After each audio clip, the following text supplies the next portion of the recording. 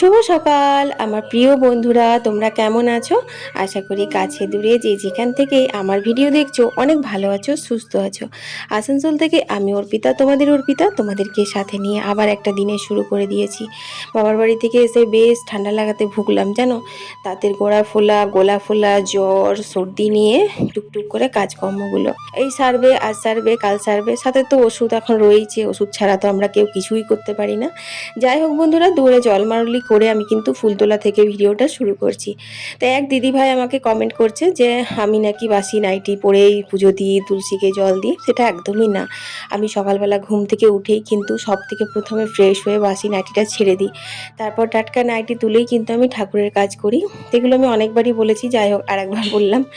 তো চলো এখন আমি বেলপাতা তুলে নিচ্ছি। আর কি মশা গো হয়েছি, সেই ছোট্ট ছোট্ট কালো কালো মশাগুলো হয় বাগানে, ওগুলো বর্ষাকালে এত হয়। আর বর্ষা যখন খুব বৃষ্টি হয় তখন থাকে না। এই কিছুদিন মানে এক আধ দিন বৃষ্টি আর খুব রোদ দেবে তখন এত মশা বার হয় জানো। গায়ের মধ্যে বসে বসে মশাগুলো না ঘর অব্দি চলে এসেছিলো, সেই জন্য সব থেকে বেশি বিরক্ত লাগছিল। আর পুরো ছিঁড়ে খাচ্ছে একদম। তো চলো এবার ঘরে যাই।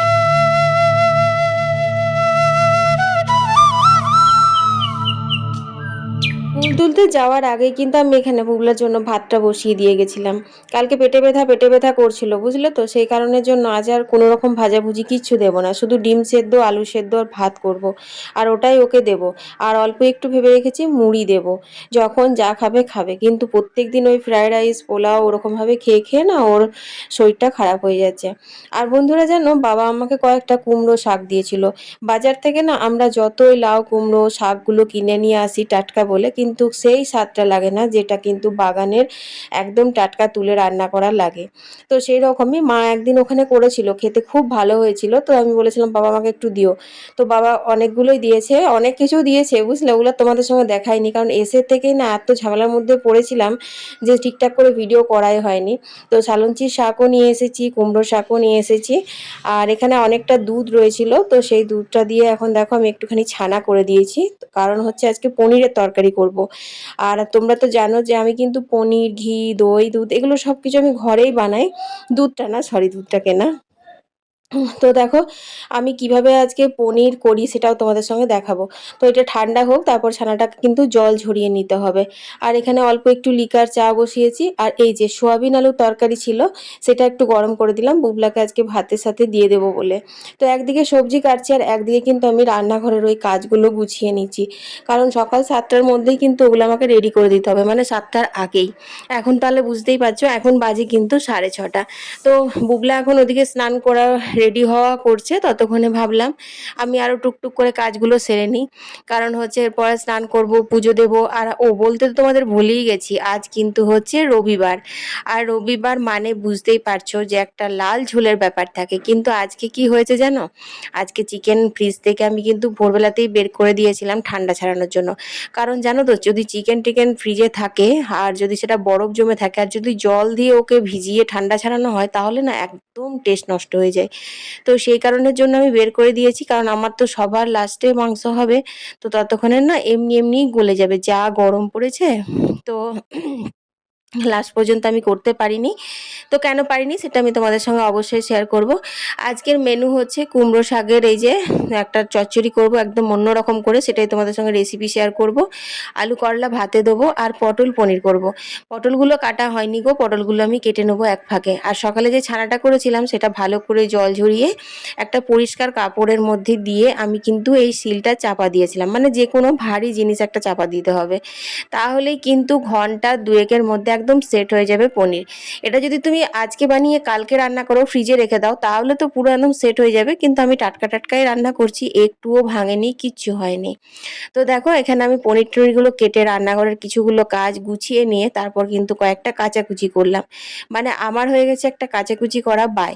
কোথাও যাব আসবো তো এত বেশি কাচাকুচি আমার হয়ে যায় মানে বাড়ি ফিরে, যে কি বলবো, সবটাই মনে হয় যেন কেচে ধুয়ে ঝরঝরে করে তারপর আলমারিতে ঢোকাবো।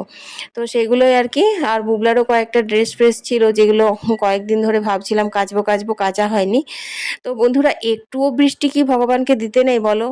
জ্যৈষ্ঠ মাস শেষ হতে চললো যে একটুখানি বৃষ্টি হবে, একটু ওয়েদারটা চেঞ্জ হবে, সে না। বাপরে বাপ, জ্যৈষ্ঠ মাস পরে থেকে এত গরম রোদ যে কি বলবো। মাঝে ওই এক আধ দিন বৃষ্টি দিয়েছিল, ওই যে ভিজেছিলাম, তোমাদের সাথে ভিডিও করেছিলাম, ব্যাস। তারপর আর না বৃষ্টিই দেয়নি, বিরক্ত লাগছে, আর তেমনি গ্যাস গরম লাগছে। যাই হোক, চলো রান্নাঘরে আজকে আমি তোমাদের সঙ্গে এই অসাধারণ রেসিপিটা শেয়ার করি। আমি সাধারণ বললাম না কেন জানো? কারণ সত্যি খেতে খুব ভালো হয়েছিল। তেলের উপরে কালো জিরে, কাঁচা লঙ্কা ফোড়ন দিয়ে তারপর আমি বিউলির ডাল দিয়ে দিয়েছিলাম গোটা কতক। বিউলির ডালগুলো ভালো করে ভেজে তারপর আলুগুলোও কিন্তু ভেজে নিয়েছিলাম।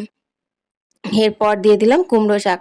তো অনেকটা কুমড়ো শাক ছিল, তো সেই কারণের জন্য না একটু নাড়াচাড়া করে এর মধ্যে একটু নুন দিয়ে আমি খানিকক্ষণ মানে ভাজতে দিয়েছিলাম। শাকগুলো হেজে এলে না একটু কমে যায়, তো তারপর বাকি শাকগুলো দিয়ে হলুদ দিয়ে আমি ঢাকা দিয়ে দিলাম আর গ্যাসটা সিমে করে দিয়েছি। যেহেতু একদম টাটকা শাক, শাক থেকেই জল বেরোবে আর তাতেই কিন্তু শাকটা সেদ্ধ হয়ে যাবে। তবে হ্যাঁ, তোমরা কিন্তু রান্নাটাতে শাকটা আগের থেকে সেদ্ধ করেও করতে পারো, এই প্রসেসে খেতে ভালো হবে, খারাপ হবে না। আর রান্নাঘরের বেসিনটা আমার খারাপ হওয়াতে এমন অবস্থা হয়েছে না, কি বলবো। এই বারান্দাতে এসে এসে সমস্ত কাজ হচ্ছে না, ভালো লাগছে না। তো দেখো আমি চালটা বারান্দা থেকে ধুয়ে নিয়ে এলাম নতুন বেসিনটা থেকে। তারপর কিন্তু আমি এখানে দিলাম। আসলে রান্নাঘরে কলে জল পড়ছে, কিন্তু এত কম প্রেসারে জল পড়ছে আমার ধৈর্য ধরছে না। আমি খুব তাড়াহুড়ো করে রান্না বান্না করি, তো সেই কারণের জন্য। তো দেখো এখানে আমি কিন্তু কালো সর্ষে বাটাও দিয়ে দিলাম। শাকটা কিন্তু ভালোই একদম সেদ্ধ সেদ্ধ হয়ে এসেছে। আর অল্প একটু কিন্তু মিষ্টি দিয়েছিলাম। কিছু কিছু রান্না রয়েছে জানো তো বন্ধুরা, যেগুলো মিষ্টি ছাড়া একদম ভালো লাগে না। সেরকমই কিন্তু এই কুমড়ো শাকের রেসিপিটা, শাকে একটু মিষ্টি না দিলে না একদম ভালো লাগে না খেতে। তো সেই কারণে বুগলার বাবার জন্য তুলে তারপর কিন্তু আমি একটুখানি মিষ্টি দিয়েছিলাম। আর এদিকে চলে এসেছে কলের জল। তো চলো কলের জল নিতে নিতে তোমাদের কয়েকটা সুন্দর কমেন্টের উত্তর দিয়ে দিই। রেবা সরকার কমেন্ট করেছে, দিদিভাই তোমার ভিডিও প্রত্যেক দিন দেখি আর খুব ভালো লাগে, এভাবে এগিয়ে যাও, আমরা পাশে আছি। অনেক অনেক ধন্যবাদ গো দিদিভাই তোমাকে এত সুন্দর করে কমেন্ট বানানোর জন্য। এর পরের কমেন্টটি হচ্ছে মাম্পি বিশ্বাস লিখেছে, দিদিভাই তোমার ভিডিও প্রত্যেক দিন দেখি আর তোমার রান্না বান্নার রেসিপিগুলো খুব ভালো লাগে। তবে তোমাকে সেদিন চিকেন রান্না করতে দেখলাম ছোট গ্যাসে, তোমার বড় গ্যাস নেই। হ্যাঁ গো দিদিভাই, তুমি প্রথমবার আমার ভিডিও দেখেছো তাই জানো না, আমার বড় গ্যাসও আছে, কিন্তু আমি নিরামিষ রান্না করি বড় গ্যাসটাতে। আর মাছ মাংস ডিম আমিষ রান্নাগুলো আমি ছোট মিনি গ্যাসেই করি। যাই হোক বন্ধুরা, দেখো এখানে আমি সাদা তেলে অল্প একটু ঘি মিশিয়ে কিন্তু পনিরগুলো ভেজে নিচ্ছি। আজকে না খুব লাল করে সুন্দর করে পনিরটা করেছিলাম। কিন্তু রান্না করতে করতে বুগলার বাবা নিয়ে গেছিলো ফোনটা, একটু কাজ ছিল, তো সেই কারণের জন্য আর ভিডিওটা শ্যুট করতে পারিনি। তো যাই হোক, এর মধ্যে মশলা দিয়েছিলাম আদা বাটা, জিরে বাটা, আর কিছু দিইনি, তেজপাতা দিয়েছিলাম আর গরম মশলা দিয়েছিলাম। পটলগুলো ভালো করে লাল করে ভেজে নিয়ে তারপর কিন্তু মশলা কষিয়ে পনির দিয়ে জল ঢেলে দিয়েছিলাম। আর মাংসর কথা বলি, মাংসটা আবার আমি ফ্রিজে ঢুকিয়ে দিয়েছি, তার কারণ হচ্ছে আমার মিনি গ্যাসে কিন্তু গ্যাস শেষ হয়ে গেছে। মানে আমি জানতাম, কালকে একবার বুলো বাবাকে বলেছিলাম যে মিনি গ্যাসটা শেষ হয়ে গেছে, কিন্তু ওরও মনে নেই সকালবেলা, আর আমারও একদম মনে ছিল না। তারপর রান্না করতে যাওয়ার সময় মনে পড়ছে। তো এই গরমের মধ্যে তো মাংস একবার বরফ ছাড়ালাম, তারপর আবার রেখে দিই যদি, তাহলে তো আরও মানে খারাপ হয়ে যাবে, তাই ভাবলাম না, থাক ফ্রিজেই ঢুকিয়ে দিই। অল্প একটু হলুদ আর সর্ষের তেল মাখিয়েছিলাম, যেহেতু তোমরা জানো যে আমি মাংস ওরকমভাবে রেখে দিই না, মাছও ধুয়ে নুন মাখিয়ে রাখি, আর মাংসও কিন্তু ঠান্ডা ছেড়ে গেলেই একটু হলুদ আর সর্ষের তেল মাখিয়ে রাখি, তাতে করে মাংসটা অনেক সুন্দর ফ্রেশ থাকে। তো ওই অবস্থাতেই ঢুকিয়ে দিলাম আবারও ডিপে, তো একটু তাড়াতাড়ি করে বের করে নেবো। এরপর এখন বাজে হচ্ছে 5:30। তো দেখতেই পাচ্ছ আমার কাপড়গুলো কিন্তু একদম ঝরঝরে শুকিয়ে গেছে। খাওয়া দাওয়ার পর আজ একটা লম্বা ঘুম দিলাম, শরীর খুব ক্লান্ত লাগছিল জানো তো, মানে নিজের শরীরে দুর্বলও লাগছে, যা ঘাম পড়ছে না তাতে খুবই দুর্বল লাগছে, আর দাঁতের যন্ত্রণাতে না পুরো পাগল হয়ে যাচ্ছি, মাথা পাগল করা যন্ত্রণা একদম। তো সেই কারণের জন্য একটা ঘুম দিয়েছিলাম, তারপর উঠে দেখি না সন্ধে হয়ে আসছে। জামা কাপড়গুলো তুলি, তারপর আবার ঘর দুয়ার ঝাড় দেওয়া আছে, চা করা আছে। শুভ সন্ধ্যা বন্ধুরা, জাস্ট সন্ধে টন্ধে দিলাম, ঘর দুয়ার ঝাড় দিয়ে সন্ধে দিলাম, আর এখনও কাপড় ভাঁজ করিনি, চলো ভাঁজ করব। মারাত্মক গরম, মারাত্মক গরম, পুরো একদম ঘেমে নিয়ে একাকার। মানে সন্ধ্যা দিলাম না আমি যুদ্ধ করলাম, আমি নিজেই জানি না, এতটা পরিমাণে গরম। একটু বৃষ্টি নেই, কিচ্ছু না। তো আজকে দিনের বেলা তো চিকেন হয়নি, তোমাদের বললাম, পুরো ম্যারিনেট করে রেখে দিলাম। তো সেই চিকেনটা আমি এখন রান্না করব, কিন্তু কিভাবে যে রান্না করব আমি জানি না। উঠোনে করলেও হতো, কিন্তু উঠোনে আবার সমস্ত বের করো, রান্না করো, আবার ঘরে ঢোকাও, খুব ঝামেলা। তো সব তো করাই আছে, কোনো রকমে ঘেমে নিয়ে আমাকে ঘরেই করতে হবে, ঘরে চিকেনটা বসিয়ে দেবো। তো চলো মাকে দুধটা দিয়ে দিগা। আর আমি চা আর খাবো না, মুড়িও খেতে ইচ্ছা করছে না, এত পরিমাণে গরম করছে। জামা কাপড়গুলো ভাঁজ করতে হবে। আর এখন 7:30 বাজছে, এখনও বুগলা ঢুকেনি।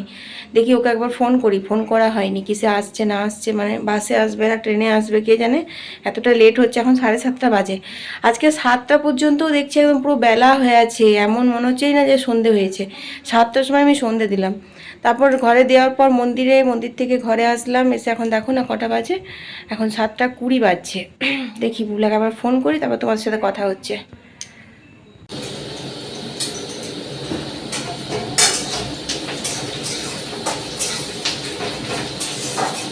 তো পেঁয়াজটা ভাজতে দিয়ে চা করছিলাম, ওদের চা দিয়ে দিয়ে এলাম, তাতে দেখছি হালকা পেঁয়াজটা ভাজা হয়েছে।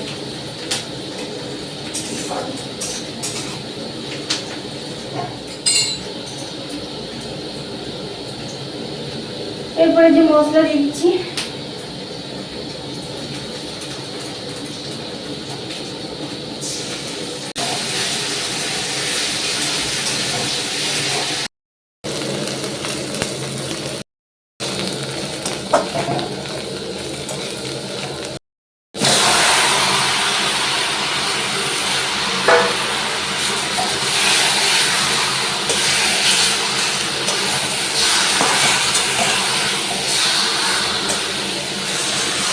তো এই হচ্ছে ব্যাপার, বুঝলে বন্ধুরা। আজকেই আমার কিন্তু রাত্রের তরকারিটা দিনে করে রাখলে বেশি সুবিধে হতো। আমার যদি দিনেই চিকেনটা করা থাকতো তাহলে রাত্রেবেলায় মায়ের জন্য একটু রুটি করে দিতাম, আর পনিরের তরকারি তো ছিলই, ওটাতেই কিন্তু হয়ে যেত। কিন্তু এখন আমি রুটি করব মায়ের জন্য, ভেন্ডি ভাজা করব, আর এই দেখো এখন চিকেনটা করছি। মানে শরীর খারাপ হলে পরে মানে চারিদিক দিয়ে হয়, বুঝলে ঝামেলাটা। যখন এরকম শরীরটা ঠিক থাকে তখন ঠিক গুছিয়ে আমি দিনের বেলা সব করে রাখি, তখন সব ঠিক থাকে। আর এখন শরীরটাও খারাপ, আর এখন রাতের বেলা কত ঝামেলা দেখো, রুটি করতে, দু রকম তরকারি করতে, গরমে একদম অস্থির লাগছে। তো চলো আজকে রবিবারের ভিডিওটা এইভাবেই শেষ করে দিচ্ছি, চিকেন রান্না করতে করতেই। কারণ ভেবেছিলাম চিকেনটা রান্না করার পর তোমাদের সাথে ফাইনাল লুকটা শেয়ার করব, সেই ক্ষমতা আমার ছিল না, কারণ এটা রান্না বান্না করেই আমি চুপচাপ শুয়ে পড়েছিলাম। সবাই ভালো থেকো, সুস্থ থেকো, কাল আবার একটা নতুন ভিডিও নিয়ে হাজির হয়ে যাবো। আমি অর্পিতা, তোমাদের অর্পিতা, টাটা।